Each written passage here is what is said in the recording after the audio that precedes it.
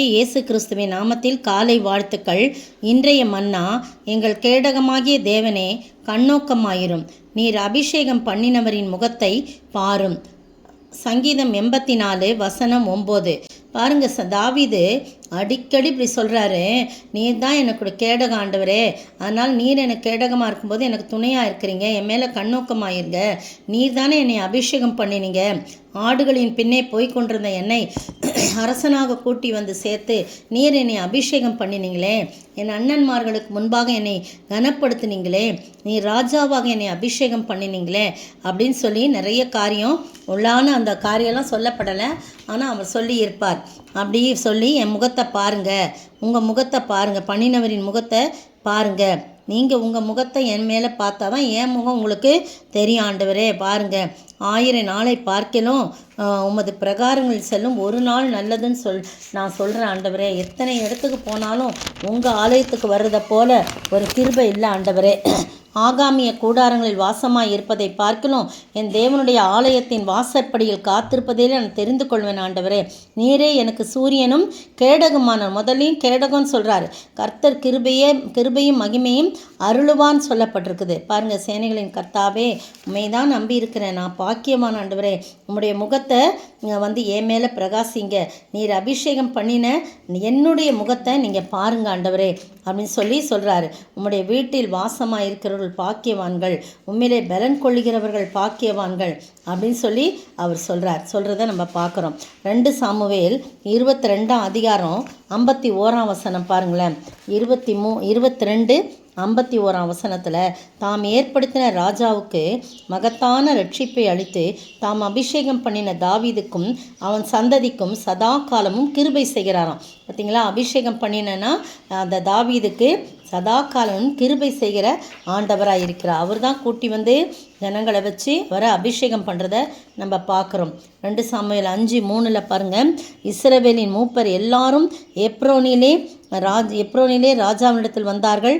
தாவீது ராஜா எப்ரோனிலே கர்த்தருக்கு முன்பாக அவர்களுடைய உடன்படிக்கை பண்ணின பின்பு அவர்கள் தாவீதை என்ன சொல்கிறாங்க, இஸ்ரவேலின் மேல் ராஜாவாக அபிஷேகம் பண்ணினார்கள். தாவீது ராஜாவாகும்போது 30 வயதாக இருந்தான்.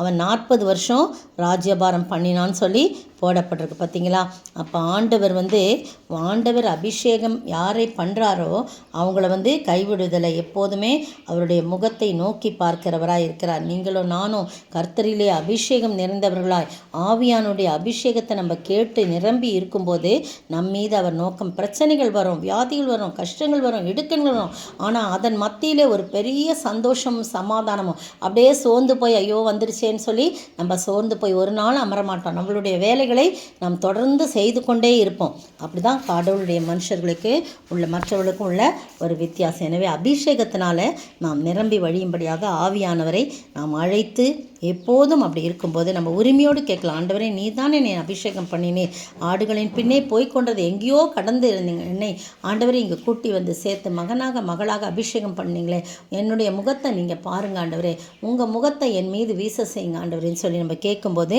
கர்த்தர் நிச்சயமாய் நம்மை ஆசீர்வதிக்கக்கூடிய வல்லமையுடையவராய் இருக்கிறார். எனவே சேனைகளின் கர்த்தாவே, உமது வாசஸ்தலங்கள் எவ்வளவு இன்பமானவைகள் என்று சொல்லி இந்த சங்கீதம் தொடங்குது.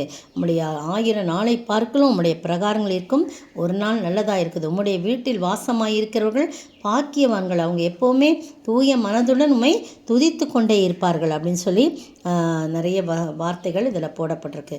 எனவே ஆவியானவரை நாம் அழைப்போம். அப்படிப்பட்ட ஆவியானவர் நமக்குள் இருக்கும்போது அந்த அபிஷேகத்தால் நிரம்பி உரிமையோடு கேட்டு பெற்றுக்கொள்ள ஆண்டவர் தாமே கிருபை செய்வாராக. ஆமேன். அசைவாடும் ஆவியே, தூய்மையின் ஆவியே, இடமசைய உள்ளம் நிரம்ப இறங்கி வாருமே, இந்த இடமசைய உள்ளம் நிரம்ப இறங்கி வாருமே, பெலனடைய நிரப்பிடுமே பலத்தினாவியே, கனமடைய ஊற்றிடுமே. ஞானத்தின் ஆவியே ஸ்தோத்திரிக்கிற ஆண்டவரே, துதிக்கிற ராஜா, பலனடைய நிரப்பிடுங்க ஆண்டவரே. ஞானத்தின் ஆவியினாலே பலனடைய நிரப்பிடுங்க ஆண்டவரே. பலத்தின் ஆவியே மெய் ஸ்தோத்திரிக்கிறோம். அசைவாடும் ஆவியை, தூய்மையின் ஆவியை அபிஷேகத்தினால் எங்களை நிரப்புங்க ஆண்டவரே. நீர் அபிஷேகம் பண்ணினுடைய முகத்தை ஆண்டவரே தகப்பனை நீ தள்ள மாட்டீர் ஆண்டவரே. நீர் கத்தாவே அந்த முகத்தை பார்ப்பீர் ஆண்டவரே. உம்முடைய முகத்தோடு எங்களுடைய முகத்தோடு உம்முடைய முகத்தை நீ பார்க்கும்போது ஆண்டவரே, நோக்கும்போது, இணைக்கும்போது ஆண்டவரே, அதில் ஒரு பெரிய வல்லமை இருக்கும் ஆண்டவரே. அப்படிப்பட்ட ஆசீர்வாதத்தை நாங்கள் பெற்று வாழ நீர் கிருபை செய்ய வேண்டும் என்று கர்த்தரும் மீட்பரும் ராஜாவுமாகிய இயேசு கிறிஸ்துவின் விலையேற பெற்ற நாமத்தில் ஜெபிக்கிறேன் பிதாவே. ஆமீன், ஆமீன். நேற்றைய பதில், ஆட்டை பார்க்கிலும் மனுஷனானவன் எவ்வளவோ விசேஷித்திருக்கிறான்.